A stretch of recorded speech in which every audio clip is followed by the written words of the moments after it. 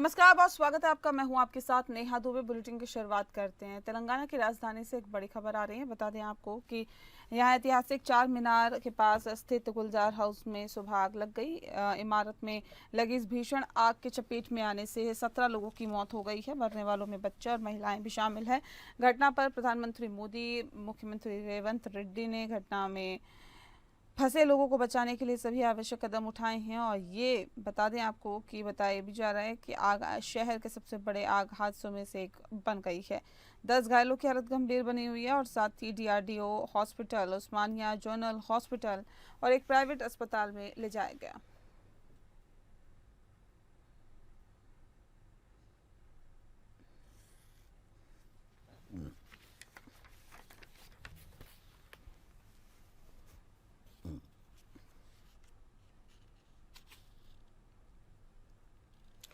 और अगली खबर रोहतास जिले के विक्रमगंज प्रखंड से आ रही है। बता दें आपको कि रोहतास जिले में फिलहाल जो खबर निकल के सामने आई है, दुर्गाडी नागी बधार में आगामी 30 मई को भारत के यशस्वी प्रधानमंत्री मोदी के आगमन होने वाला है और इसको लेकर जिला प्रशासन पूरी तरह से कमर कस चुका है। सभा स्थल को अंतिम रूप देने के लिए दिन रात एक किए हुए हैं और अधिकारी कैंप किए हुए हैं। बेहतर से बेहतर इलाज के लिए सुरक्षा को ध्यान में रखते हुए अंतिम रूप देने के लिए प्रयास किया जा रहा है। डेहरी भी मौजूद है। सासाराम के काराकाट विधानसभा के विक्रमगंज बाजार से बगल में, जहां देश के यशस्वी प्रधानमंत्री जो 30 तारीख को सभा को संबोधित करेंगे, सभा स्थल से महज कुछ दूरी पर हम आपको बताते हैं ये सभा स्थल कहां होने जा रही है। ये सभा स्थल आप यदि पटना से चलते हैं तो हसन बाजार से महज 6 किलोमीटर की दूरी, आरा सासाराम मुख्य पथ से पश्चिम साइड। यदि आप डेहरी और सासाराम या बक्सर से आते हैं तो विक्रमगंज तेंदुनी चौक से 4 किलोमीटर की दूरी पर आरा रोड में, रोड से पश्चिम साइड ये सभा स्थल रखा गया है। और यहाँ 30 तारीख को देश के यशस्वी प्रधानमंत्री सभा को संबोधित करेंगे, यहाँ आएंगे और करोड़ों की सौगात यहाँ के लोगों को मिलने जा रही है। और ये देखिए, जिला प्रशासन के द्वारा दिन रात मेहनत करके और इस कार्यक्रम को सफल बनाने में जिले के पदाधिकारी लगे हुए हैं। अभी सुबह के 9 बज रहे हैं और जिला के बहुत सारे पदाधिकारी यहाँ कैंप करके और इस कार्यक्रम को सफल बनाने में लगे हुए हैं। ये हम चाहेंगे कि दिखाइए, ये देखिए, ये रोड से पश्चिम साइड ये प्रधानमंत्री जी का सभा स्थल। 30 तारीख को प्रधानमंत्री जी यही सभा स्थल को संबोधित करेंगे। और आप देखिए जिला प्रशासन किस तरह से इस तैयारी में जुटा हुआ है। दिन रात परिश्रम किया जा रहा है, दिन रात अधिकारी कैंप किए हुए हैं और ये सभा स्थल को बनाया जा रहा है। अभी 1-2 टेंट पंडाल लगने शुरू हो गए हैं, बाकी जैसा होगा आगे के रिपोर्ट में आपको दिखाएंगे। कहाँ देश के प्रधानमंत्री 30 तारीख को, ये देखिए, ये वही जगह है जहाँ से सभा को संबोधित करेंगे। ये जो है ये दुर्गाडी मोरावना पंचायत में आता है और ये नागी बधार है। और ये देखिए यहाँ पे अभी अंचलाधिकारी संझौली जो है ये यहीं कैंप किए हुए हैं। और ये देखिए, किस तरह से ये टेंट लगाया जा रहा है और ये जो कर्मी हैं ये सभी लगे हुए हैं काम में और इसको जल्द ही तैयार कर लिया जाएगा। और देखिए किस तरह से ये यहाँ सभा स्थल पे लोग लगे हुए हैं और ये ट्रकें लगे हुई हैं जो इस सभा स्थल को बनाने और संवारने का काम करेगी। तो बिहार की राजनीति एक बार फिर से गर्मा गई है। बिहार में आपको बता दें कि तेजस्वी यादव जो कि नेता प्रतिपक्ष है ने मुख्यमंत्री नीतीश कुमार के उस बयान पर सवाल उठाए हैं जिसमें उन्होंने कहा था कि 2005 से पहले कुछ नहीं हुआ था। तेजस्वी यादव ने इस बयान को गलत बताते हुए कहा कि 2005 से पहले भी काम हुए थे, लेकिन उस समय की परिस्थितियां और अवसर अलग थे। उन्होंने नीतीश कुमार को याद दिलाया कि विकास सिर्फ एक व्यक्ति के कार्यकाल का परिणाम नहीं होता है। तेजस्वी यादव ने जेडीयू के पूर्व नेताओं प्रशांत किशोर और आरसीपी सिंह पर भी निशाना साधा। उन्होंने कहा कि ये दोनों नेता पहले जेडीयू में थे, अब जो राजनीतिक विलय हो रहे हैं वो किसके इशारों पर हो रहे हैं ये सबको पता है।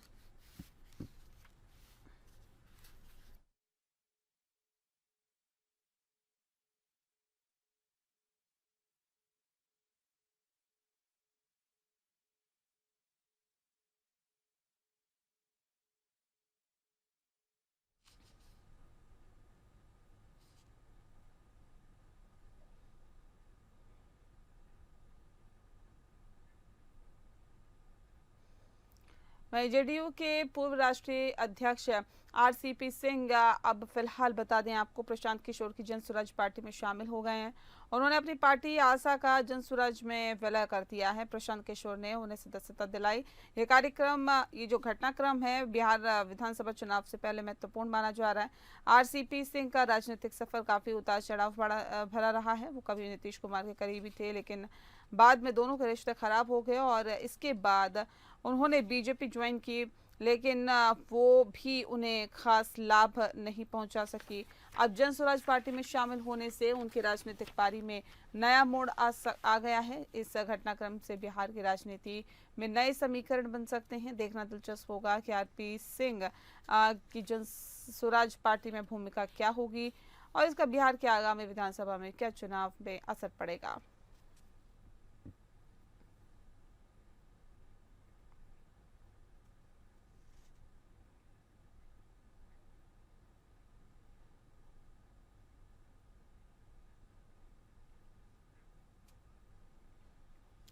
और अगली खबर का रुख करते हैं। जेडीयू के मुख्य प्रवक्ता नीरज कुमार का बड़ा बयान सामने आया है।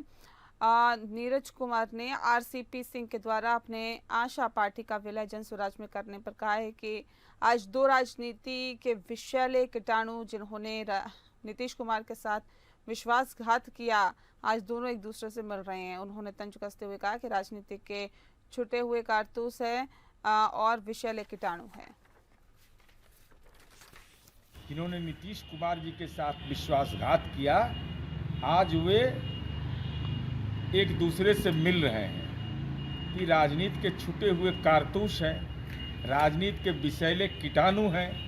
चूँकि जिस थाली में खाते हैं उसी में छेद करते हैं। तो मैं तो चुनौती दे रहा हूँ कि ये जो नापाक गठबंधन आपका है, एक तरफ संपत्ति सृजन साइलेंट करप्शन करने वाले आरसीपी सिंह हैं, दूसरी तरफ प्रशांत किशोर है जो तेलंगाना की कंपनियों से आर्थिक लेन देन का जिनका मामला मैंने प्रतिवेदित किया, जुबान नहीं खुला आज तक। वहीं भागलपुर में प्रभारी मंत्री ने तमाम अधिकारियों के साथ समीक्षा बैठक की है। समीक्षा भवन में श्रम संसाधन मंत्री एवं जिले के प्रभारी संतोष कुमार सिंह समीक्षात्मक बैठक की। बैठक का तमाम नेता, एसडीएम धनंजय कुमार समेत कई प्रशासनिक अधिकारी मौजूद रहे। इस दौरान मंत्री संतोष कुमार सिंह ने बताया कि मुख्यमंत्री समग्र विकास योजना जो कुछ कारणों से बंद हो गई थी, अब उसे दोबारा शुरू कर दिया गया है।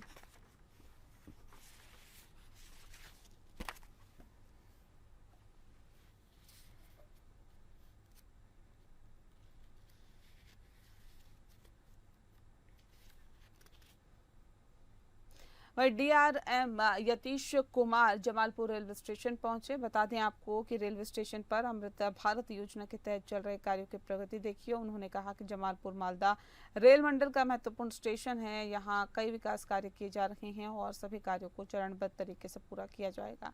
डीआरएम ने बताया कि दो स्टेशन पर 2 अतिरिक्त प्लेटफॉर्म बनाने की योजना है। इसके लिए संभावनाएं तलाशी जा रही है। जल्द ही प्लेटफॉर्म निर्माण का कार्य भी शुरू होगा। उन्होंने कहा कि भागलपुर के बाद मालदा रेल प्रखंड में सबसे बड़ा रेल कोचिंग और गुड्स यार्ड जमालपुर में बन रहा है। ये यार्ड काली पहाड़ियों की तराई में बन रहा है और इसकी लागत 15.38 करोड़ रुपए है।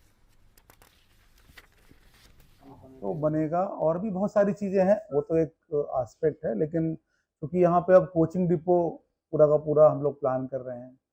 कल से आप लोगों के लिए एक अच्छी खबर है, कल से हम लोग यहाँ पहली बार फ्रेट का इंटेंसिव एग्जामिनेशन, तो काली पहाड़ी के बगल में जो यार्ड डेवलपमेंट चल रहा है, मूलतः मैं उसी के लिए आया हूँ, क्योंकि यहाँ पे गुड्स का भी बहुत मूवमेंट बढ़ गया है और गुड्स के मूवमेंट को अगर हम एग्जामिनेशन नहीं करेंगे और ठीक से हैंडल नहीं करेंगे तो ये एक्यूमुलेट होता रहेगा, फिर वो पैसेंजर को भी हिट करेगा। ये एक संतुलन बनाना होता है हम लोगों को पैसेंजर और गुड्स दोनों के बीच। तो इसकी शुरुआत करनी है कल। हाँ, तो कल जो है फ्रेट एग्जाम्शन की फैसिलिटी का इनॉग्रेशन है और वहाँ पे काफ़ी वर्क सैंक्शन है प्लान। मतलब आप समझ लीजिए कि मालदा डिवीजन का भागलपुर के बाद सबसे बड़ा ये कोचिंग और फ्रेट दोनों का स्टेशन जमालपुर हो जाएगा और ये बहुत दूर नहीं है, सब कुछ सैंक्शन है और सब कुछ का काम अपने अपने अलग अलग स्तर पे है। किसी का टेंडर हो गया, किसी का एजुकेशन शुरू हो गया, टावर लाइट वगैरह सब अगले 2 महीने में लग जाएंगे वहाँ पे। वहीं रोहतास जिले में दाह संस्कार के बाद सोन नदी में नहाने गए पिता पुत्र समेत 3 लोगों की पानी में डूबकर आपको बता दें कि डूब गए हैं और बताइए भी जा रहा है कि जहां एसडीआरएफ और स्थानीय गोताखोरों की माध्यम से युवक रंजन कुमार का शव तो बरामद कर लिया गया है, अन्य की खोजबीन जारी है। एसपी रोशन कुमार की घटना की पुष्टि भी की है। टिहरी एएसपी किरण कुमार कोटा ने बताया कि नौहट्टा थाना इलाके में सोन नदी में नहाने गए 3 लोग डूब गए। एक रंजन कुमार शर्मा का शव बरामद किया गया है। एसडीआरएफ टीम तथा स्थानीय गोताखोरों के सहयोग से सोन नदी में खोजबीन लगातार जारी है।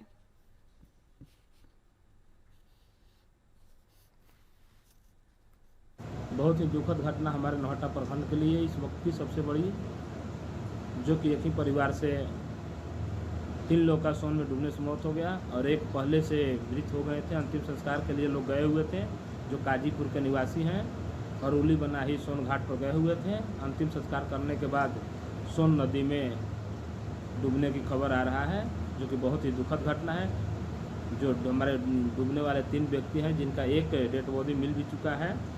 जो डूबने वाले व्यक्ति हैं हमारे नागेश्वर शर्मा जी और उनका पुत्र रंजन शर्मा, जो कि पिता पुत्र दोनों का सोन में डूबने से निधन हो गया। बहुत ही दुखद घटना है। और रितेश शर्मा पिता सत्येंद्र शर्मा, जो कि इनका एक ही पुत्र थे। बहुत ही दुखद घटना है हमारे प्रखंड के लिए। हम इनको परिवार के लिए इस दुख घड़ी में उनके साथ हैं।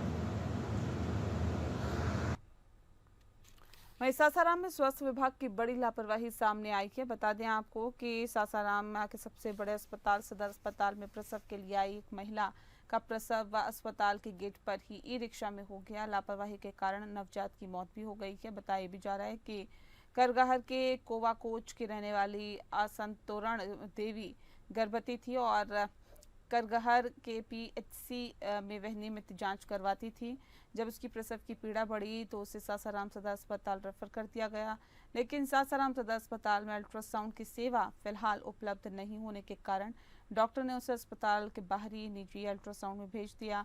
जब परिजन ई रिक्शा से महिला प्रसूता को अल्ट्रासाउंड के लिए निजी जांच घर में ले जा रहे थे, इसी दौरान उसकी प्रसव पीड़ा काफ़ी ज़्यादा बढ़ गई। उसके परिजन ई रिक्शा को वापस अस्पताल की ओर लेकर भागने लगे, लेकिन जब तक वो अस्पताल पहुंचे महिला का बच्चा ई रिक्शा पर ही हो गया, लेकिन बच्चा बचाया नहीं जा सका। अगर से रेफर आए हैं ना, हाँ। तो यही जगह पर्ची कटाए हैं तो दीदी बोल रही हैं कि मैंने आप पहले जांच नहीं कर रहे हैं। हम कर रहे हैं कि दीदी 3 फिगर मुंह खुला है मेरा, मरीज को चले दीदी रेफर कर दिया आ देख लीजिए। तो पहले का बोले हैं कि नहीं जाइए है लिख देतनी, जांच लिख देतनी, अल्ट्रासाउंड लिख देतनी और सब जाइए जांच कराइए। तो कल ही दीदी हमारे जांच थी अल्ट्रासाउंड सदर में हुई। तो दीदी बोल रही कि ना सदर में अल्ट्रासाउंड नहीं होगा, बाहर होगा। ना बाद हम आ रहे हैं तो देख रहे हैं कि कोई चिल्ला रही है कोई, तो बाद में मान लें कि 20-25 मिनट के बाद ममता जा रही है। वहीं नवादा जिले के नगर थाना क्षेत्र में केएलएस कॉलेज में एक कॉलेज के पास दर्दनाक हादसा हो गया। देर रात करीब 2 बजे तेज रफ्तार ट्रक और कार की टक्कर हो गई। 3 लोगों की मौत की खबर है। बता दें कि मृतक की पहचान धीरेन्द्र कुमार और रंजीत कुमार के रूप में हुई है।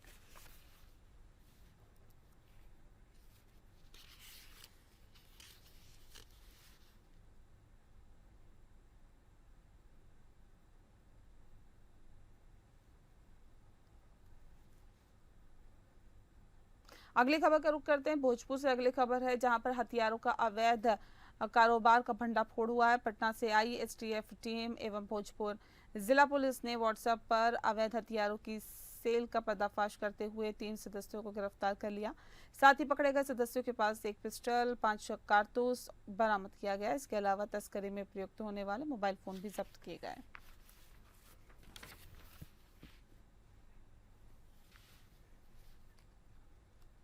और इसी के साथ रुक रहे हैं एक छोटे से ब्रेक के लिए, जल्द लौटते हैं।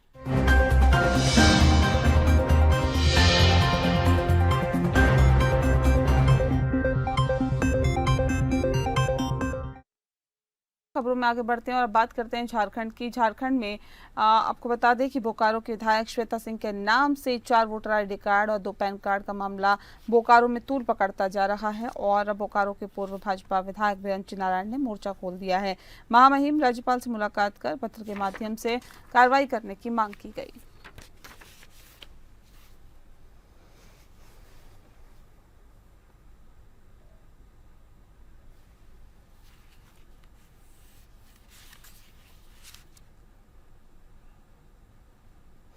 वहीं बोकारो के हरला थाना क्षेत्र में कपड़े की दुकान में काम करने वाली नाबालिग बच्ची के साथ दुकान के मालिक की छेड़छाड़ करने का मामला सामने आया है और नाबालिग युवती की मां ने कपड़े की दुकान मालिक अजीत कुमार पर यह आरोप लगाया है। इस आरोप के बाद हरला थाना में पॉक्सो एक्ट के तहत मामला दर्ज किया गया है।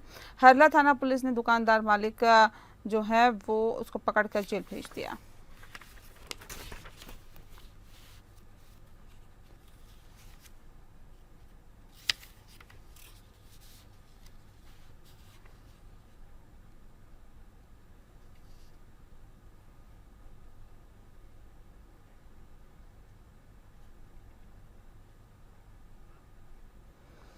वहीं ऑपरेशन सिंदूर की सफलता पर रायपुर में एक तिरंगा यात्रा निकाली गई। बता दें आपको कि मुख्यमंत्री विष्णुदेव साय ने गांव के शिव मंदिर से आम बगीचा तक निकाली ये यात्रा और इस भव्य यात्रा का शुभारंभ किया। मुख्यमंत्री के साथ हाथों में तिरंगा लेकर जसपुर विधायक रायमुनि भगत अधिकारी और आम नागरिक बच्चे एवं जवान तिरंगा यात्रा में शामिल हुए। हाथ में तिरंगा लेकर उत्साहपूर्वक यात्रा में शामिल हुए।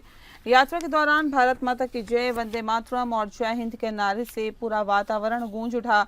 मुख्यमंत्री विष्णुदेव साय ने इस अवसर पर कहा है कि ये यात्रा न केवल तिरंगे के प्रति सम्मान है बल्कि हमारे शहीदों को सच्ची श्रद्धांजलि भी है।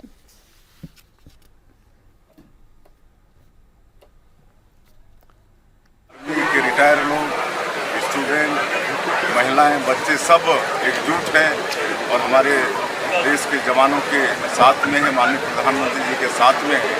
इस निमित्त पूरे देश में तिरंगा यात्रा का आयोजन हुआ है। इसके पहले छत्तीसगढ़ में रायपुर में हम लोगों का प्रदेश स्तर का तिरंगा यात्रा हुआ है जिसमें 10,000 से ज़्यादा लोग शामिल हुए।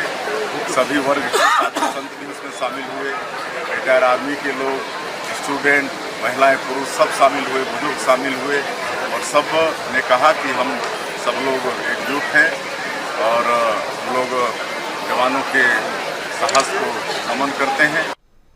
वहीं बिलासपुर में ऑपरेशन सिंदूर की सफलता पर तिरंगा रैली निकाली गई। बता दें कि उप मुख्यमंत्री अरुण साव ने यात्रा को हरी झंडी दिखाकर रवाना किया। यात्रा में भारी संख्या में लोग मौजूद रहे। तिरंगा यात्रा की शुरुआत मिनी स्टेडियम गांधी चौक से शुरू होकर लखीराय अग्रवाल ऑडिटोरियम में समाप्त हुई। बच्चों, युवाओं, महिलाओं और बुजुर्गों ने भी पूरे जोश और उत्साह के साथ इसमें भागीदारी निभाई। तिरंगा यात्रा लोगों में उत्साह अद्भुत देखने को मिल रहा है। ये हमारी सेना के उत्साह के लिए और नरेंद्र मोदी जी के नेतृत्व में देश की सरकार ने जो पाकिस्तान और आतंकवादियों को जो कड़ी सबक सिखाई है उसकी खुशी मिली है। वहीं जांजगीर में पीसीसी चीफ आपको बता दें कि दीपक बैज ने दौरा किया है। इस दौरान पीसीसी चीफ दीपक बैज का बड़ा बयान सामने आया। दीपक बैज ने कहा है कि नक्सल समस्या 2026 तक समाप्त हो जाए तो अच्छा है। अगर वार्ता से समाधान निकल सकता है तो सरकार को तय करना चाहिए। उन्होंने कहा कि छत्तीसगढ़ में सरकार की स्थिति खराब है, अंधेरी नगरी, चौपट राज्य के हालात है, मंत्रियों से विभाग नहीं संभल पा रहा है। दीपक बैज ने यह भी कहा है कि सरकार ने युद्ध विराम क्यों किया, वर्तमान हालात से सरकार भागना चाहती है।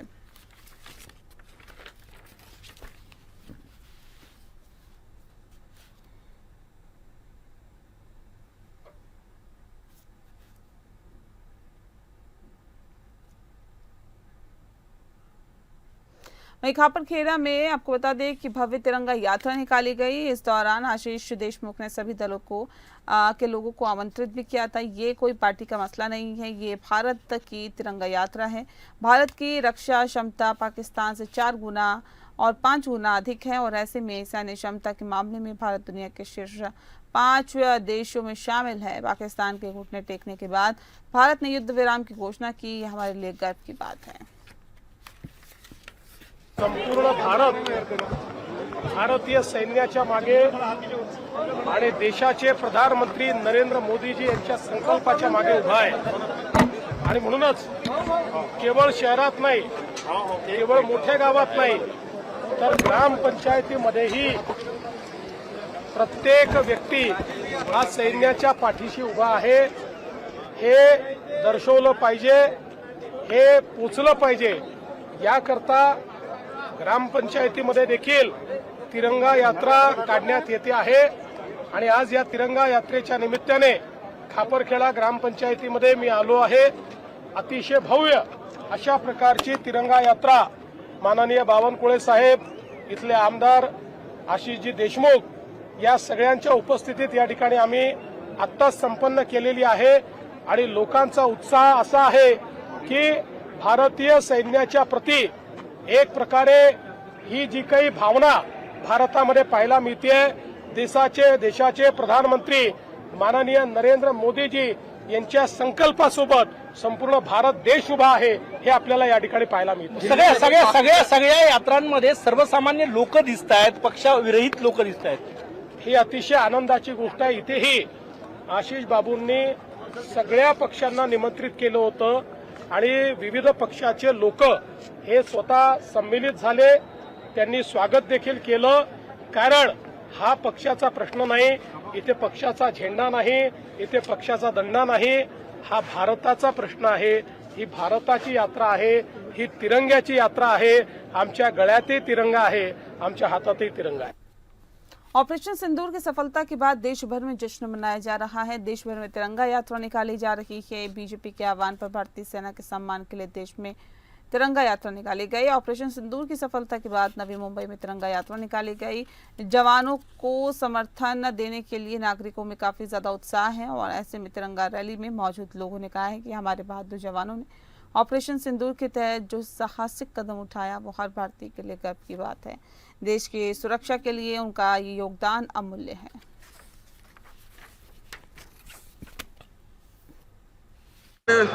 तिरंगा रैली निकाली, ये अपने सैनिकों का मनोबल और बढ़ाने के लिए, उनके क्रिएशन पे उन्होंने जो कमाल की उसको एक एडमायर करने के लिए, सम्मान देने के लिए निकाली और सब लोग मन से यहाँ पे आ गए। आज के तारीख में यहाँ पे हर धर्म, हर जात, भाषा, पंथ, वर्ण वर्ग के लोग आए। इन्होंने खाली देश की भावना मन में रखी है, अपनी और बाजू साइड में रखी है। यही भूमिका आगे चल के पूरा देशवासी रखेंगे और दुनिया को हम बताएंगे कि हम लोग आक्रमण करने वाले नहीं, जो लोग भयभीत है उनको निर्भय बनाने के लिए भारत की ताकत काम करने वाली है। जय हिंद। और अब बात करते हैं महाराष्ट्र के सोलापुर की। महाराष्ट्र के सोलापुर में एक फैक्ट्री में भीषण आग लग गई। अक्कलकोट रोड MIDC इलाके की ये घटना है जहां पर सुबह करीब 3 बजे आग लगी है। कई लोग इसके अंदर फंसे हैं। बता दें आपको कि जिसमें 6 महीने का बच्चा भी शामिल है। आग की खबर लगते ही दमकल विभाग की कई गाड़ियां तुरंत मौके पर पहुंची। दमकल विभाग पूरी तरह से मशक्कत करता हुआ दिखाई दिया। हालांकि 3 लोग आग की चपेट में आ गए हैं और उनकी जलकर मौत हो गई। इमारत में अभी भी कुछ लोग फंसे हुए की जानकारी मिली और जानकारी के अनुसार इमारत में फैक्ट्री के मालिक और उनका परिवार भी फंसा हुआ था।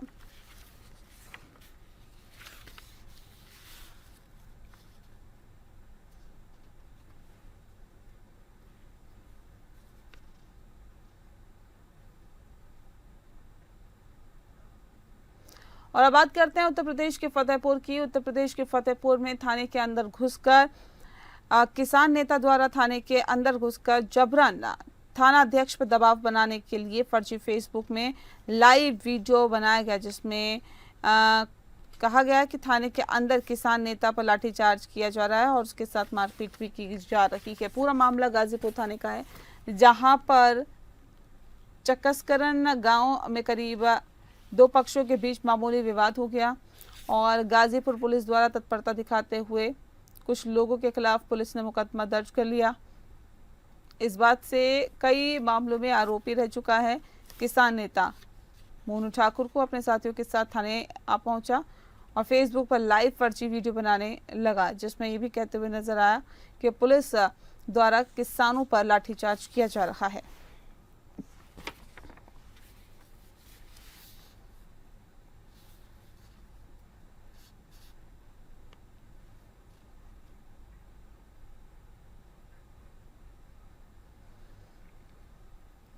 अगर अभी तक आपने असली जल सेना का रौद्र रूप नहीं देखा है तो अब देख लीजिए। अब देख लीजिए ये रूप। दरअसल सोशल मीडिया पर इन दिनों भारतीय नेवी का एक वीडियो बहुत तेजी से वायरल हो रहा है, जिसमें देश के समुद्री ताकत का एक ऐसा प्रदर्शन देखने को मिला है कि हर देशवासी का सीना गर्व से चौड़ा हो जाए। पानी की गहराइयों से निकलती पनडुब्बी, लहरों को चीरते हुए विशाल युद्धपोत और उन पर तैनात मिसाइलें और तोप, जिनसे जब गोले निकलते हैं तो समुद्र भी थर्रा उठता है। ये सिर्फ अभ्यास नहीं, ये उस चेतावनी की तरह है जो भारत ने दुनिया को दी है। अगर कोई आंख उठाएगा तो जवाब समंदर से भी मिलेगा।